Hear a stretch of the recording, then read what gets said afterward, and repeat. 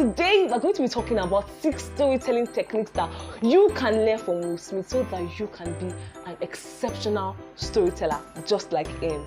Without further ado, let's move into it right now. Everything's normal. So you fly and you go up to 14,000 feet, and somebody opens the door, and in that moment you realize you've never been in a freaking airplane with the door open. And then people start going out of the airplane. And you go, and the guy walks you up to the end of the thing, and you're standing and your toes are on the edge, and you're looking out down to death. And they say, on 3. And they say, 1, 2. And he pushes you on 2 because people grab on 3. Right? Did you notice the effect it had on you? Will Smith just served you what one of my favorite public speakers in the world calls the angel's cocktail. It made you laugh and created anticipation, thus releasing feel-good chemicals, dopamine and endorphin. That is the power of storytelling. Good day, beautiful people. I am Tenacious Precious, a public speaker and a creative, and welcome to my YouTube channel. The ability to tell good stories is one of the secrets of exceptional public speakers. It can be the difference between your business failing and it succeeding. It can be the difference between you winning that business grant and not winning it.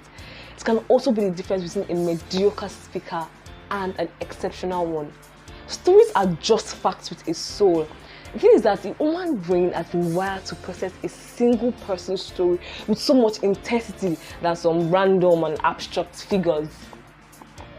Storytelling is a way to connect better with your audience on a deeper and more personal level. It's a way to build trust, and it is a way to break resistance. So today we're going to be talking about 6 storytelling techniques that you can learn from Will Smith so that you can be an exceptional storyteller just like him. Without further ado, let's move into it right now.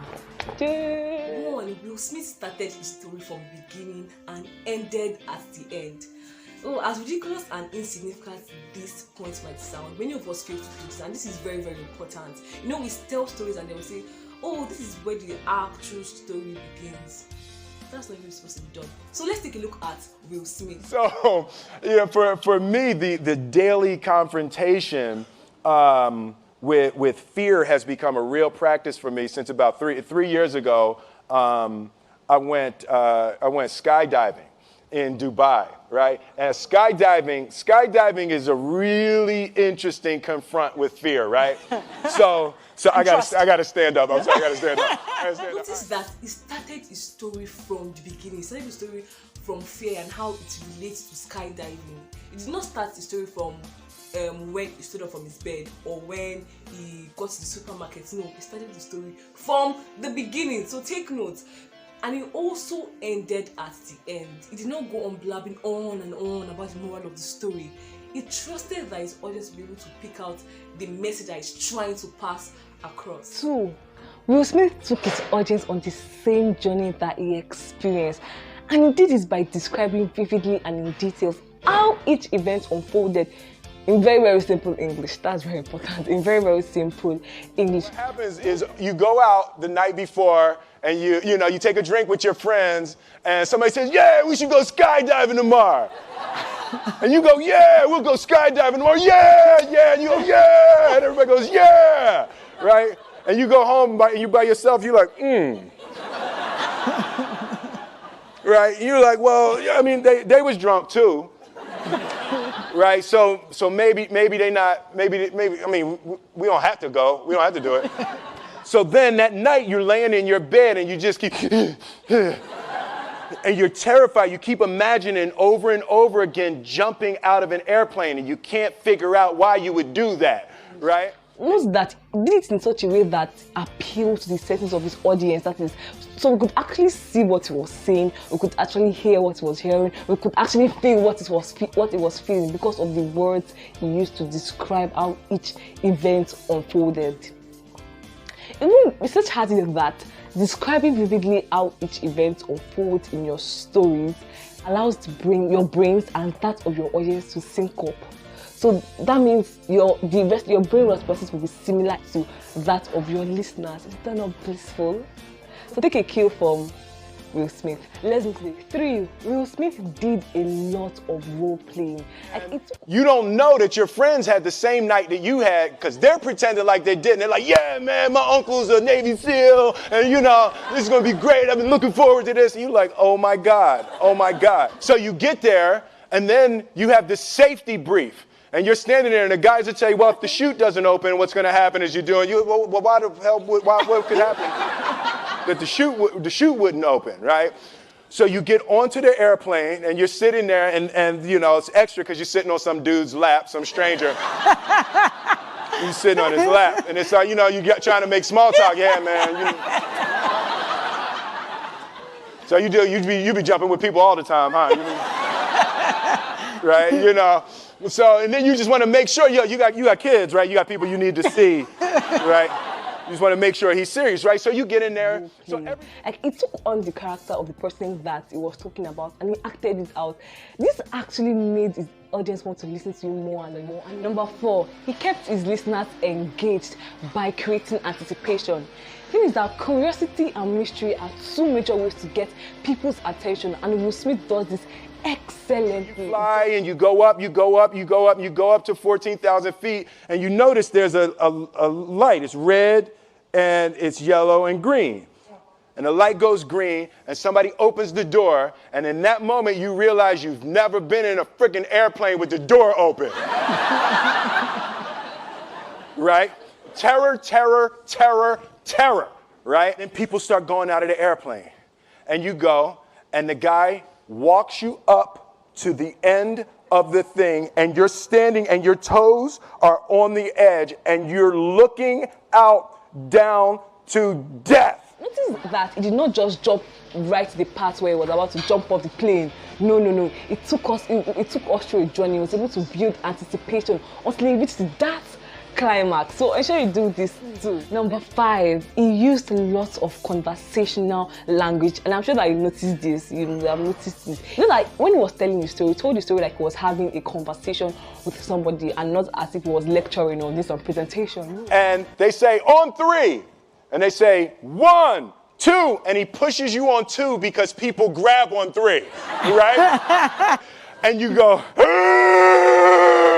He brought you into the story by using conversational language or you-centric language, like you, we, you get. And I'm sure that and he also told the story in present tense. That's like one very wonderful storytelling ability. But the thing is that you don't actually have to tell all your stories in present tense. You can say it in past tense too. And you don't have to use you as much as he did. You can use you can use I. You can just mix everything together. I'll give you an example. If you were with me, you would have seen the beaming smile on my face, and you'd have concluded that that was the most happiest moment of my life. Most happiest is tautology. That was the happiest moment of my life. So let's move to the 6th point. Number 6. He had a purpose of telling his story. It was like he was able to get into the mind of his listeners and get them thinking. And he could only do this after touching their hearts with his story. And in 1 second, you realize that it's the most blissful experience of your life. You're flying, right? There's 0 fear. You realize that the point of maximum danger is the point of minimum fear. It's bliss. It's bliss. And you're flying, right? And you're doing that. And then 20 seconds, 25 seconds, 40 seconds, and you have enough time to just kind of be like, oh, shit, that's that building. I like that one. The lesson for me was, why were you scared in your bed the night before? What do you need that fear for? Everything up to the stepping out, there's actually no reason to be scared. It only just ruins your day. In that moment, all of a sudden, where you should be terrified is the most blissful experience of your life. And God placed the best things in life on the other side of terror. On the other side of your maximum fear are all of the best things in life. Another thing that I noticed that we're fond of doing when telling stories is that you go on and say, Then the moral of the story is, oh, no. Notice how Will Smith was able to transition from a story into the moral or the purpose without making it look so boring. No, the same energy and vibes was still there. In summary, Will Smith was able to plant ideas, thoughts, and emotions into his listener's brain. And I know that you'll be able to do so after watching this video. Unfortunately, you feel that I can't tell good stories even after watching this video, and it's because of two major reasons. Two, just one, you believe that you don't have a story to tell, which is not true at all. We all have a story to share, we all have a story to tell. It's just an excuse we tell ourselves because we believe that people would not want to listen to our stories. But it's not true. If you follow the advice I said, or if you follow all the points I said in this video, then you're good to go. You are good to go. You know, I said earlier, you have a story to share, that painful heartbreak you had, that all those sleepless nights you experienced before getting that business grant, the times you drank Gary for a whole year before getting that job. You just have so many stories to tell. And the second reason why we feel that we can't tell good stories is you believe that you feel that you have to be funny, and you know that you are not funny. The amazing truth is that you don't have to be funny to tell good stories. You just have to have a good sense of humor. Simple and short.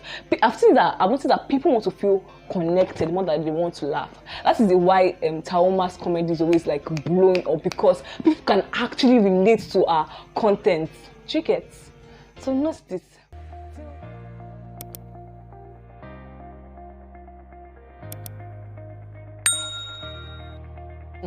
This is Tenacious Precious, reminding you that effective communication is not about perfection, but about human connection.